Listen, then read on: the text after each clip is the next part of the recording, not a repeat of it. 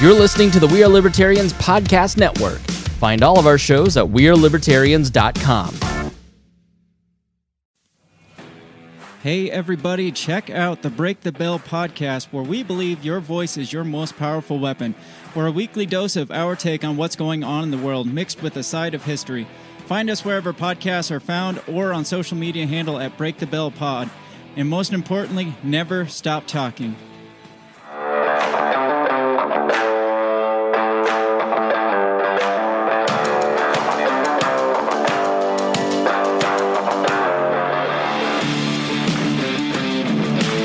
Prepare yourself. You're on the run with Remso W. Martinez. Ladies and gentlemen, odd times we're living in don't justly describe how 2021 has been thus far. We're not even a full 2 weeks in, and it's basically 2020, but on meth. I think that's a pretty good way of describing it. This was the heavy metal, crazy town version of things. And I made you a promise when we came back last May. It was that I will not talk politics and I will try and avoid it as often as possible. But, the thing about having a show about trying to build a better life, about trying to develop the mindset, skills, knowledge, the financial independence, the things that you need to make yourself as independent and as full of abundant choices and options as possible, means understanding the world around you. And for a majority of the audience, 90% of you who are within North America, we all know what's going on. But to be quite frank with you, I have, while I have definitely been trying to catch up with everything, I've been ignoring the major cable outlets. With everything going on with Parler the past week, let me tell you, I am so freaking glad I left when I did, because I would not want to be there for that. For what happened, and we'll be talking a little bit of that later. I will be writing a full piece on my thoughts about what happened and where the future of free speech on the internet goes in my newsletter. You can subscribe to that at the Substack link below. But I was recently linked with a gentleman who's put a little bit more thought into this than I have. His name is Alexander Salter. He's an economics professor at Rawls College of Business at Texas Tech University and comparative economics research fellow at TTU's Free Market Institute. So somebody that knows a thing or two about what people care about when it comes to the jobs, the economy, and dollars and cents.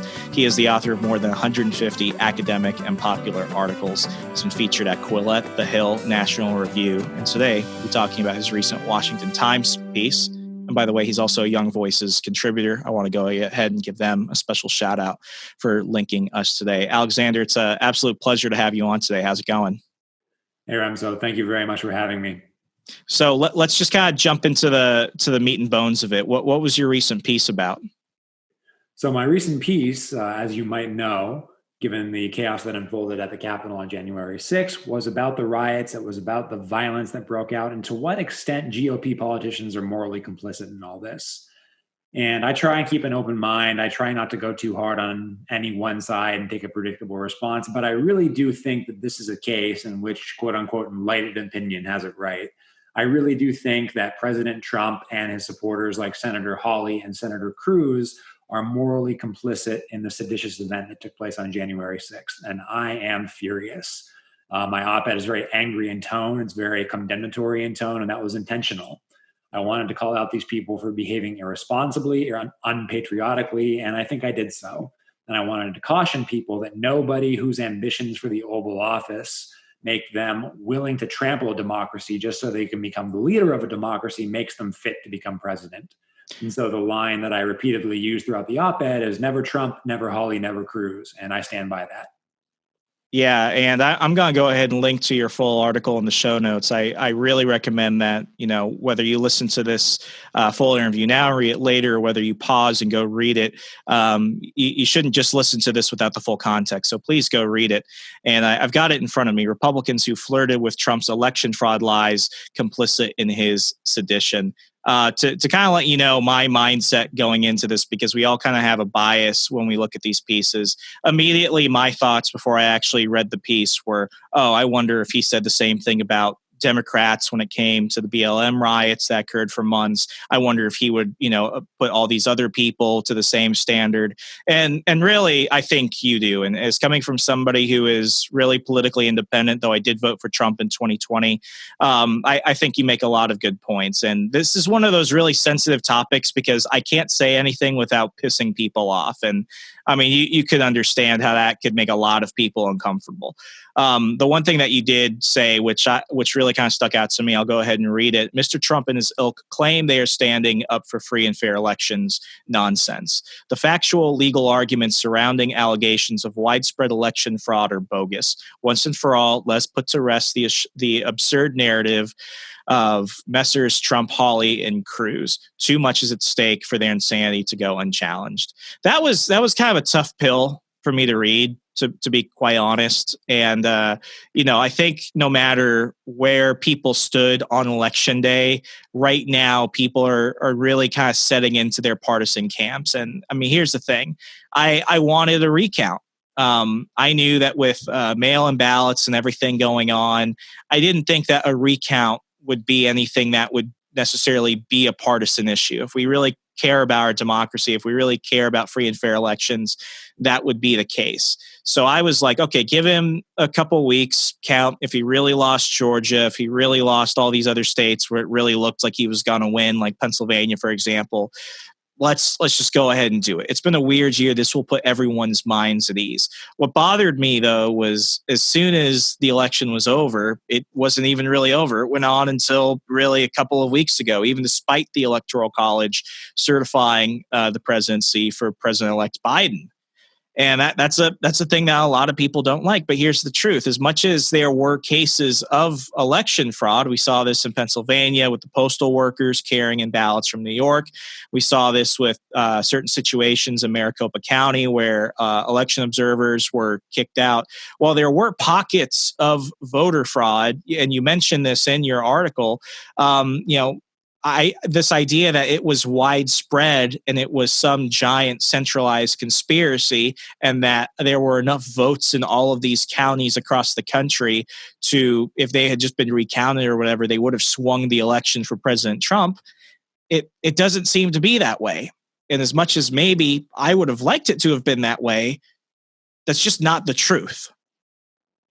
Right. So there's a lot going on there, and I think we should unpack all of it because you said very many important things.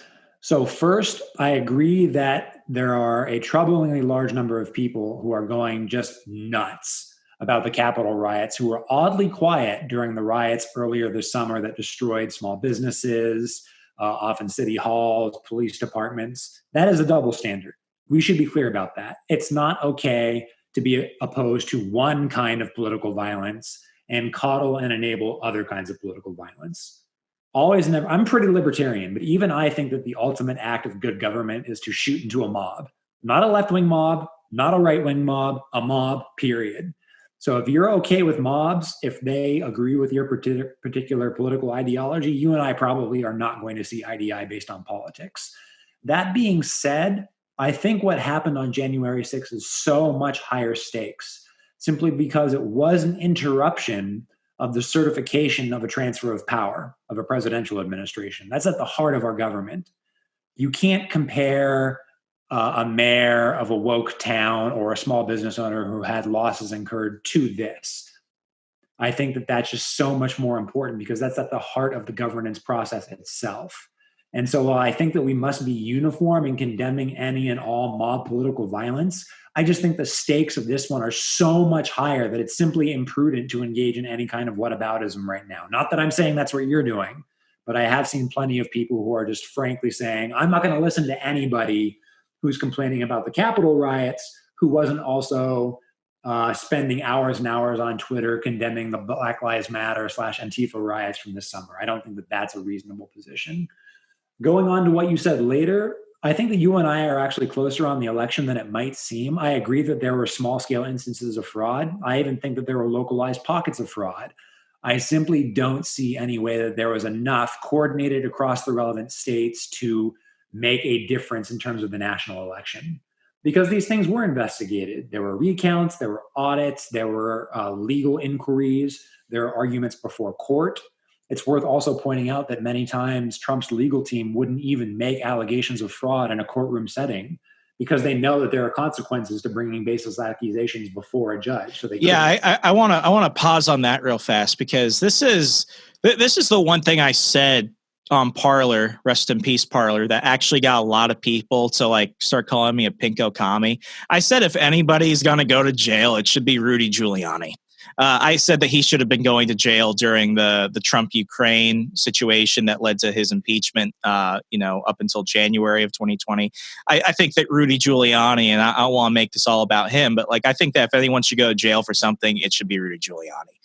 And like I'm not a lawyer. I went to school, but I'm a pretty C-average American. I've watched a lot of Law and Order. And what I do know is this: if you're going to start a case, and if you're going to try and get it in front of a federal judge, you can't just accuse somebody of doing something without evidence. And what him and Sidney Powell did this too was they jumped the gun. I think if they had actually had some shred, like an ounce of evidence for each of the individual cases, because this is where I think network news really screwed up. They tried saying, "Oh, it's just it's just one case, or it's just a handful of cases." No, it was upwards of 90 different suits that they filed at minimum last I checked, and all of them were just basically let's go to court. And by the way, we need some time to figure this out. And it's like you don't file that and then say we need some time, and you don't accuse somebody of doing something without saying we don't have the evidence yet. That's just what I think is basic lawyering number one. And if the 75 million people that voted for Trump had to put their faith in Rudy Giuliani of all things, it's one of those situations where it's like, you probably should have read what the filings were. And the filings from somebody that is not a lawyer, somebody that is in the president's court for this. I'm looking at this and I'm like, this isn't really good. And this is kind of sloppy. And you shouldn't be surprised when conservative judges who were appointed by the president are saying, I'm not going to let you enter my courtroom unless you actually have an actual case to bring. Yes, exactly. A lot of these lawsuits were legendarily bad. We're talking about really basic mistakes like filing a Minnesota petition in a Pennsylvania court or something like that, mixing up the states on the filing lines. These things were done in scattershot fashion. It was literally just throw whatever we can at the court system and see what sticks. It was not prepared. And of course, it was the president's right to challenge electoral results if, in fact, he thought that there were specific instances of fraud. My big thing was fanning the narratives of some sort of a coordinated conspiracy, right? Calling it an actual stolen election, basically putting these delusions in people's heads, because there are a lot of people who are in the president's court that supported the president, and I don't begrudge them for that. What I do begrudge them for is not actually looking for evidence that would disconfirm their views. And of course, I blame the president for his utter lack of leadership since the election. Because let's not forget, and in addition to the debacle on January 6th, the president's behavior and the behavior of the Republican Party also lost them the Senate.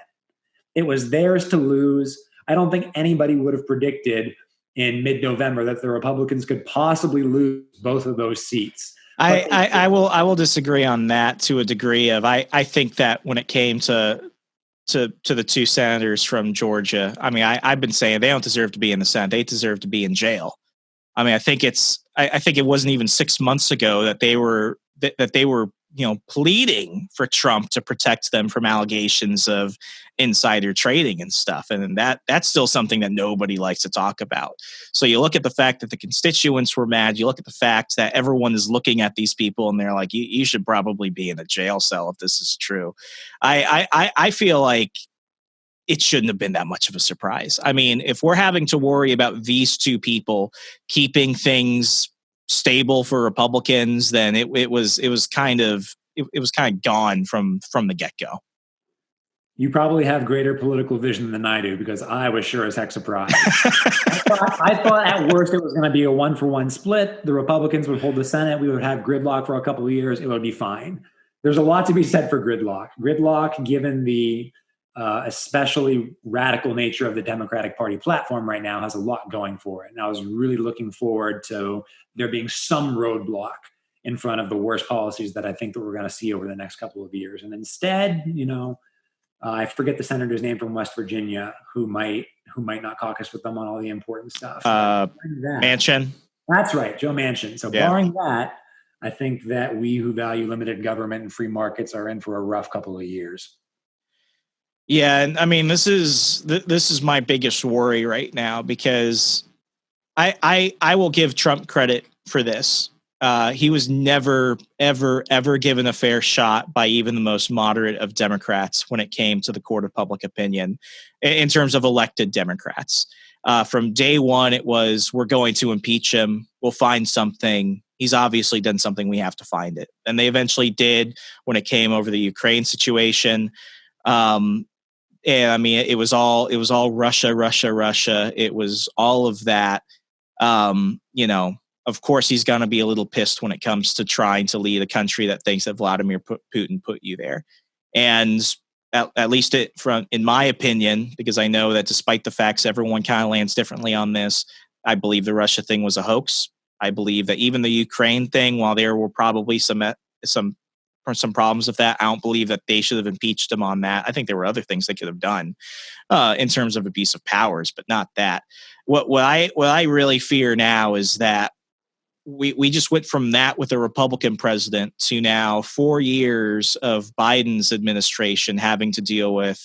He launched this giant, miraculous theft of American democracy, and he's an illegitimate president. And despite all the things that Republicans could try and do, it's just going to be about that. And nothing good comes from this, because it's not based on truth. It stopped being about truth after, everyone was like, well, the Pennsylvania case got thrown out. Oh, we'll send it to the Supreme Court, thinking that's going to be something like 2000, Gore v. Bush. But no, even Judge Thomas looks at it and he's like, you can't bring this here. We're not looking at this case. So now it's like, if there was going to even be a gridlock government, which now we're at the point where that's gone, the Democrats have everything. Now it's going to be they stole it. They rigged the election for 4 years. And that's what bothers me the most. Yeah, that's going to be the narrative on the right. And that's going to be something that's particularly damaging in the broader context of right and left sort of siloing themselves and their preferred ideological outlets and only consuming narratives and news, quote unquote news, that reinforce their political priors. So in order for liberal democracy, and by liberal, I mean classically liberal, right? I mean like the Enlightenment, I mean checks and balances, all that stuff. I don't mean American leftiness. In order for liberal democracy to work, you need some sort of commonality between the political factions so that politics isn't all out war. And I think that the last of those buttresses are very quickly falling. I'm actually a little bit worried about continued political violence between now and the inauguration. God willing, it doesn't happen. But I'm also worried about what's going to happen over the next couple of years. Because if we're just trading back and forth seats in the legislature and eventually the Oval Office between two political factions that see the other one as fundamentally criminal and illegitimate, stop this ride. I want off.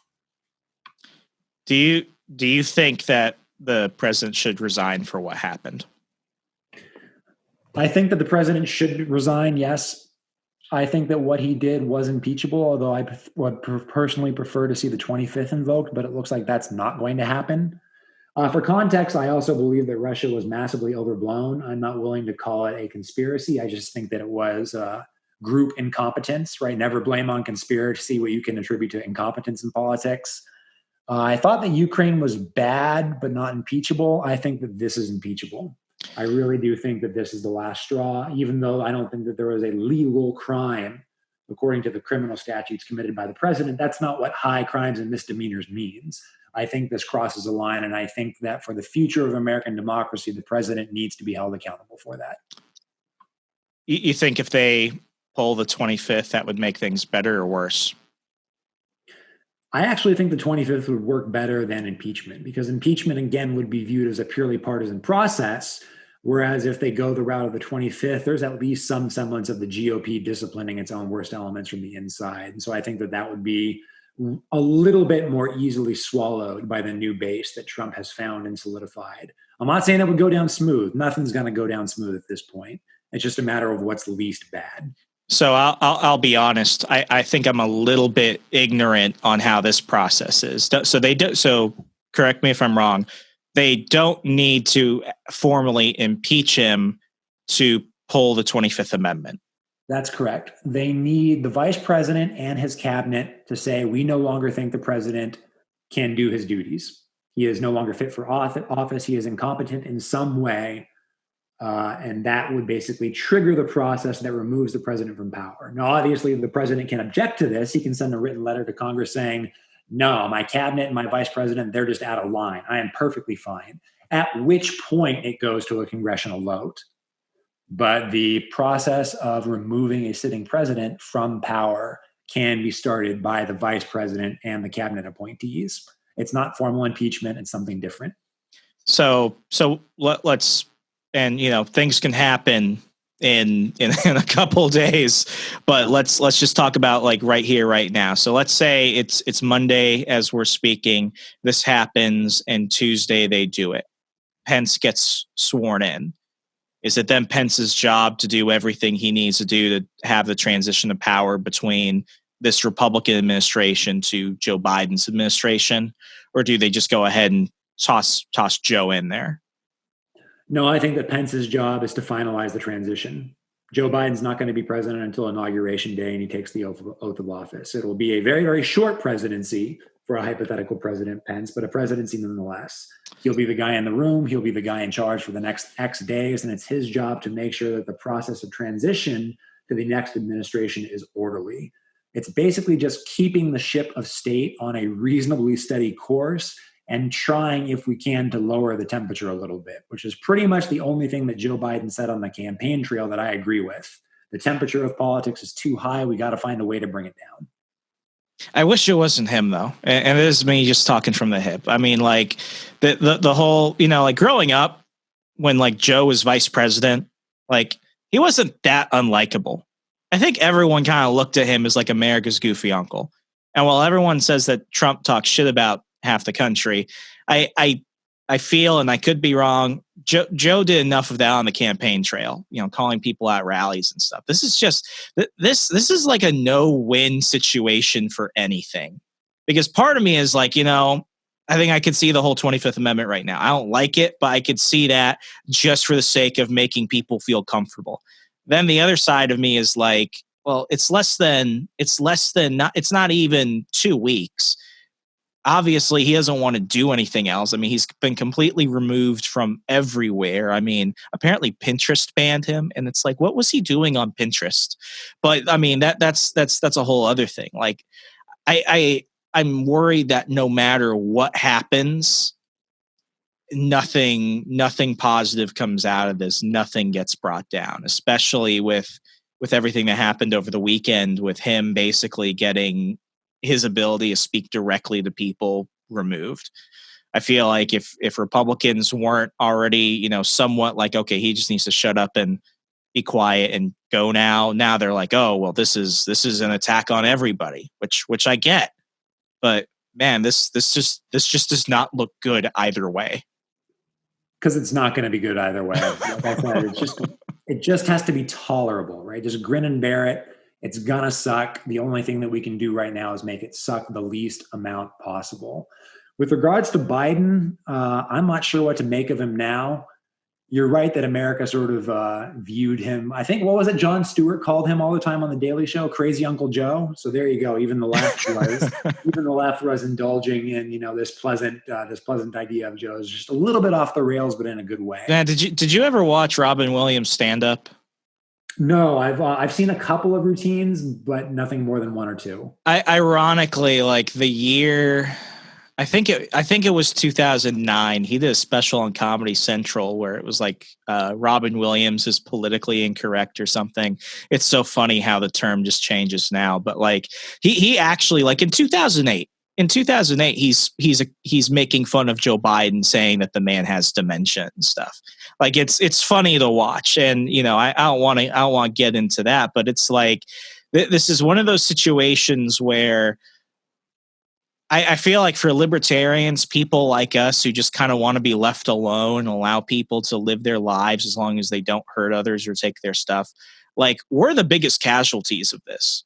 Because, if there ever was anything that could be done, if the Democrats, they've basically shown over the past year that they're willing to put people out of work. You don't have your own right to a livelihood, that they will seize as much power as possible, straight up limiting your ability to move.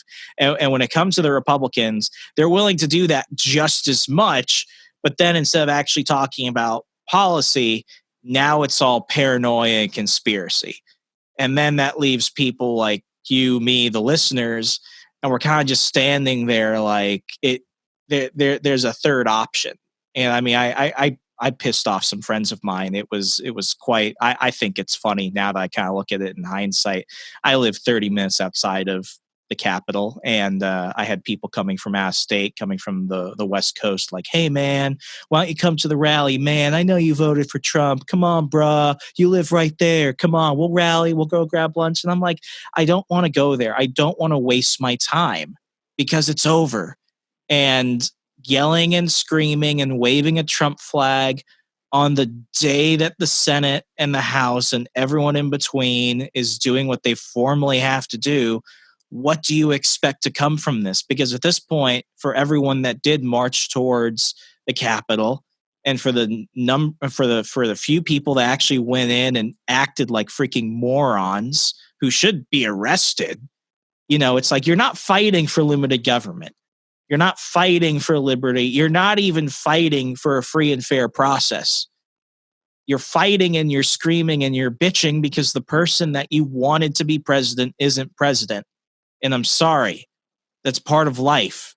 I know a lot of people went home after that, but some people are still here. And it's like, listen, go home. Just, you're not wanted here. It's done. And you can't say that anything good is coming out of this because nothing is. This isn't the Tea Party. This isn't anything. This was just people that can't accept it. Yeah, this was just hooliganism straight up. And there is no plausible way that this is going to result in anything friendly to liberty coming out of Washington for the foreseeable future. Right? In order for liberty to work, in order for people to accept it, they have to be able to live together in peace.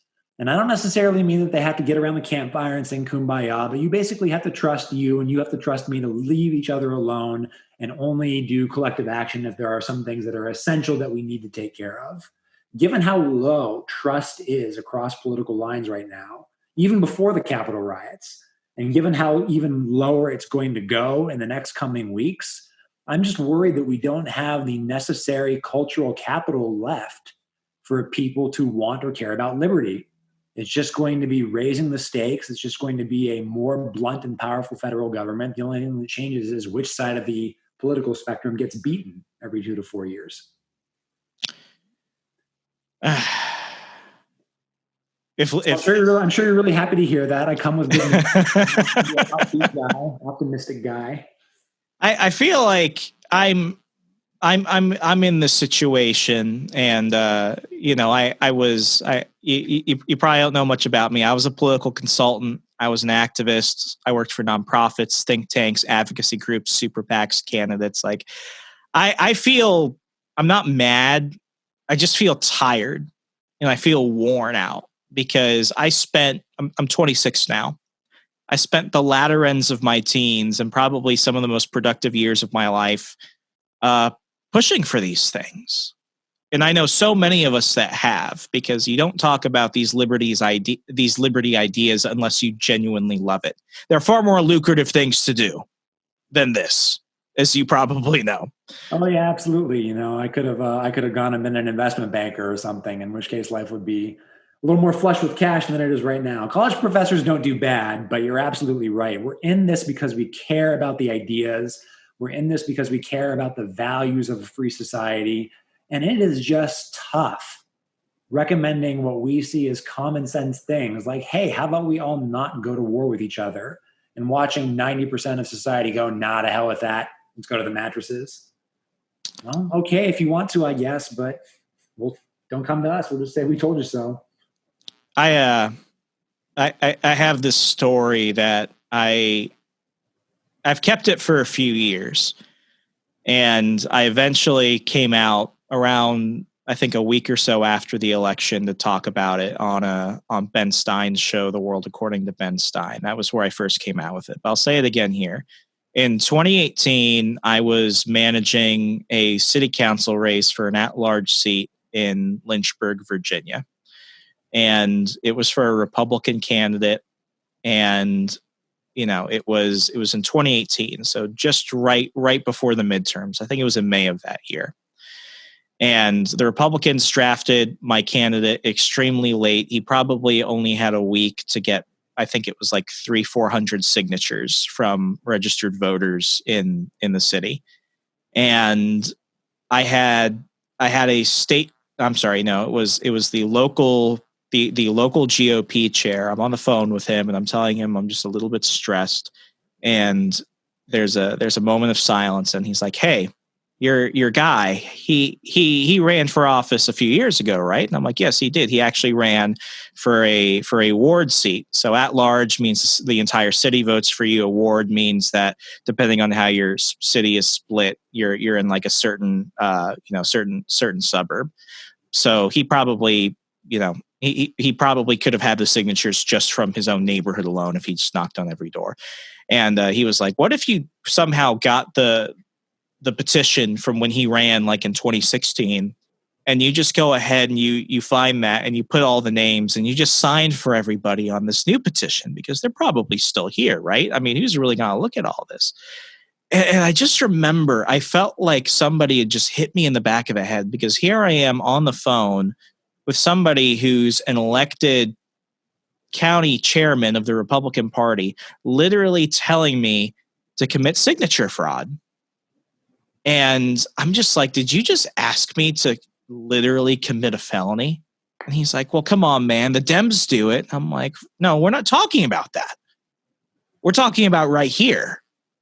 You just asked me to commit a crime." And obviously the conversation didn't go well. I never spoke with him for the rest of the election. I went out and me and my candidate got more than enough valid, real signatures, and we did it the right way and the legal way. And I would tell some people this story privately, but I wouldn't tell them it was me, and I wouldn't tell them it was a Republican.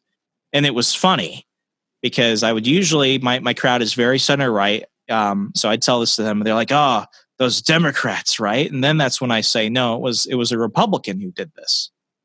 And then they get quiet and uncomfortable. And then that's when the whataboutism comes. Well, the Dems do it. And this isn't like you're creating fraudulent votes. It's just signatures. It's one thing you can do that nobody will notice and nobody will know. And that's the thing. It's like, well, I will know. And it's not honest to anybody. And this is not about Democrats or Republicans. This is, in very blunt terms, about control over your money, over your property, over your liberty. This is about control over the biggest monopoly of violence that man can create, local, state, or federal. And until people are willing to accept that, it's not about left versus right. You've heard this a million times from people far more articulate and far brighter than me. But this is not about that. And for as long as people continue to think that way, Alex, I think we're fucked. Well, from your lips to God's ears. Not that last part. The part the penultimate part. No, I think I always go back to this basic question. Is it a persuasion issue, or are we just marketing the ideas badly? Is it do people find the ideas repulsive because the ideas are is it because of the way we're explaining it, or is it the content? I go back and forth on this. I don't have a good answer. I'm not going to pretend to have a good answer.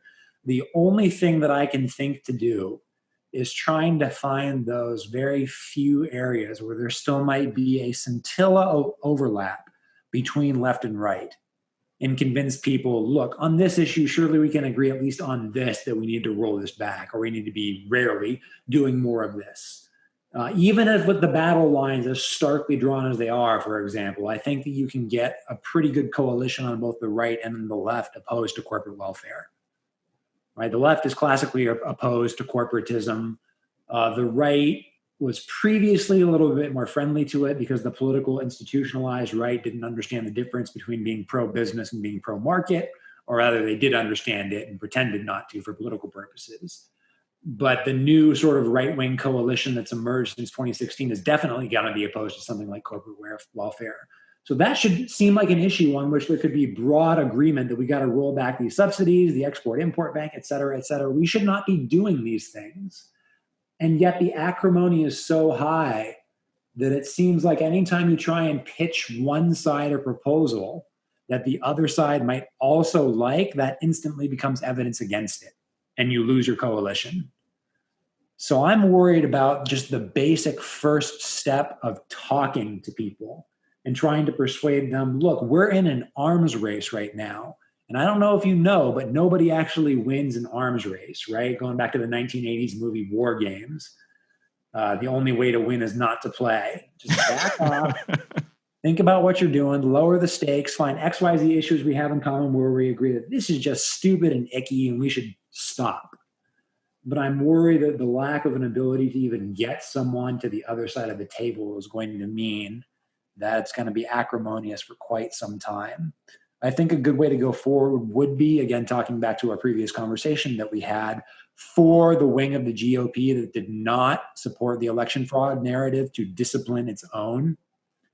That would be at least a good first start to finding some commonality. I don't understand internal Democratic Party politics at all, so I'm not going to pretend to tell them what to do. But there needs to be something from both sides if we're going to get past this. And I don't think it much matters who goes first. That's the tricky part, though, because that is what worries me. I have a very unpopular opinion of term limits. I think, like Term Limits USA, I like the idea, but it's like, what we're trying to do is we're trying to bandage a bullet wound. And the problem is the problem isn't that these people have been in power for so many years, for example, just focusing on this. It's that people keep electing them back. And it's the same thing when it comes to how do we discipline bad politicians, because it doesn't matter that me in Virginia does not like AOC. The thing is that the only people that can discipline her are her own people. Because if she keeps getting reelected, it doesn't matter what somebody in Texas or Georgia or Florida or Tennessee says. You might not like those people, but they keep getting elected back. With Ted Cruz, that Beto O'Rourke race in 2018, that was kind of scary. And even this year, the president barely held on to Texas. And that is something that for me, I feel is horrifying as somebody that traditionally votes Republican. But right now, it's like, I think the only way to ensure that people will look at the situation and think, okay, it was at least done arguably right, is kind of like what happened in Georgia. They don't like these people because they're bad to their constituents. They don't help grandma get her Social Security check. They don't vote the way they like, and they may have committed, a massive like insider trading crime. So that's one of those situations where it's like I look at it, and many other people look at it, and it's like those people weren't worth saving. I think if people really, really pay attention to this and they actually want to discipline Ted Cruz or the others and stuff like this, the only way is just to hope that their own constituents do it, because any other way, any other formal removal or censuring or something, I don't think that that's going to help things at all. I think that's right. I think at the end of the day, it has to start with the constituents. I already dashed off a very angry letter to my own congressional representative, Jody Arrington, a Republican, from the Texas 19th. He was complicit in the election fraud narrative and was flirting with rhetoric that predictably resulted in what we saw on January 6th. And so what'd you say, if you could kind of jump into that a little bit? I wrote a very brief letter explaining why I thought that the Capitol riots happened, that he was morally complicit, not legally, but morally complicit in the seditious acts that took place that day, and I thought that he should resign. And I really do. I think that about him, Jody Arrington. I think that about Senator Cruz. I think that about Senator Hawley. I really think that they have disgraced their offices and should resign for the public good. I don't think they're going to, because the only reason that we're in this position in the first place is because these people care more about their political ambitions than they do the public welfare. Otherwise, we wouldn't be having this conversation about the assault on the Capitol building. But the bottom line is, again, it has to start with people actually taking the time to put pen to paper and write to their elected officials. Because you can write off a phone call and you can write off an email. But if someone's actually going to take the time to write a letter, chances are they're pretty angry about something. If you get enough people angry, eventually politicians will start to listen. Changing the topic slightly, you talked about term limits. My even more bizarre position on term limits is that I support them, but for bureaucrats, not politicians. 100% support bureaucratic term limits. There should be no lifetime GS-15s hanging out in Bethesda. Oh man, that is you're definitely not winning defense contractor points with that. I mean, this is one of those situations where I think the terms we use is often very, very telling of the times we live in, because I'm really curious as to whether or not, terms like MAGA, Make America Great Again, America First, I wonder if those are going to die once the campaigns die down. I am really curious as to how, deep state, that term, is going to stick around, because I never felt that the deep state was that freaking deep. The deep state was actually pretty public, and this iron triangle of lobbyists and politicians and bureaucrats, like, people tend to only focus on them, and then they get surprised when it's like, wait, you mean that there are actual people that are writing policy within these departments and these agencies that actually do more to impact me than so and so from what that state is? I mean, it's one of these moments where I stopped being mad at politicians a long time ago. I don't like AOC, but I don't hate AOC. I don't like Nancy Pelosi. I don't hate Nancy Pelosi. I don't like Tom Cotton. I don't hate Tom Cotton. And I'm not as disappointed in them as they do these things, because it's like, and not to get too much in the weeds, but it's like, 17th Amendment, direct election of senators. I think that was one of the worst things to ever happen, because it took away powers from the states that, are constantly ignored in the 10th Amendment. But it's like, they keep going back for this reason. I have enough conversations with people. They're like, oh, Nancy Pelosi's been there for 30 years. God, why? And I'm like, because she keeps getting reelected that way. Because no one, and that leads us to the other big lie that's told on the presidential debate stage of every election, which is, well, I trust the voters to make the right choice. It's like, no one really does, because they really don't. And we can blame the politicians, but I'll jump on the cross for this one. American voters are causing all these problems. I think we need to take an evaluation of ourselves, because we're not doing that great. If we have a 92% disapproval rate of Congress, but we have a 98% reelected incumbent rate, that's some bipolar schizo shit right there. That's okay. It's everybody else's representatives. Around forever. I'm so glad you weird. did that. I totally agree with both of those major points that you just made. The deep state isn't deep. It's been around forever, right? Anybody who has any awareness of American politics understands that there are organs that actually write the laws and have influence in public policy that are nowhere near an election or ever will be near an election. And that's not per se bad. The bad thing is there doesn't appear to be any sort of a responsibility mechanism, right? These aren't the people who bear the cost when things go wrong. These aren't the people who get rewarded when things go well. And whenever you have people wielding power outside of a responsibility mechanism, guess what? You're going to get really, really bad results. And of course, going back to the 17th, yeah, again, absolutely, because the whole point of the Senate was to make it a deliberative body that was not populist or even majoritarian. It was supposed to be an old boys club. It was supposed to be the group of people that the state legislators themselves picked to be agents to look after their interests.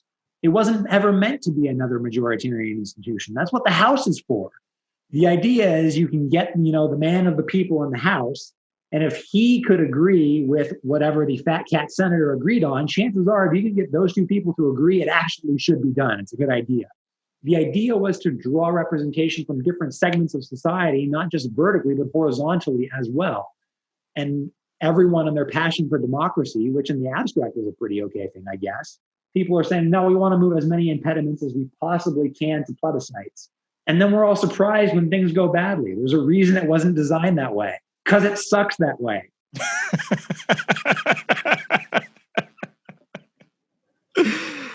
I think that's the best way anybody could put that. I really do. They're all weak. Alexander, it's been a serious conversation, but it's a conversation that had to be had, and I thank you for taking the time to call today. If people want to catch up with all of your work, if they want to keep up with your writings and everything else you do, so that way they can actually, think about the things that are going on instead of just being told how to think, how could they do so? Yeah, happy to provide that. So I do. I am on Twitter. Alex W. Salter is my handle. I have a website, www.awsalter.com. That's where all of my academic and popular writings are.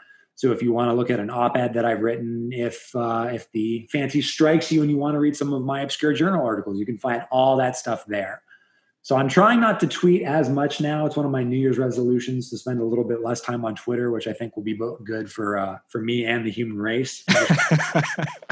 But if you want to follow my stuff, I always put it out on Twitter just to get the word out there. And then all of my writings, including the letter to the editor that I just mentioned to my congressman, all that's archived at my website, just a click away.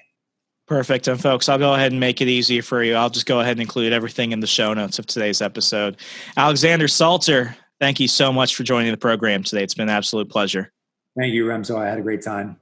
Well, folks, conversations like this only happen because you share the episodes, you tell your friends, and you keep coming back. The one thing that I will ask is that, it costs you nothing, but it means everything to me. A 5-star rating and review on iTunes, Google Play, wherever you listen to podcasts on Al Gore's amazing internet. Letting people know about the conversations we're having here, so that way we could think more clearly about the world around us, develop the mindset and skills to live a freer life, and ultimately create an environment of more prosperity for those around us. It's happening here. It's happening with you. And I thank you once again. I'm Remso W. Martinez. You're listening to On the Run, the We Are Libertarians Network. Good night, and I will talk to you later this week.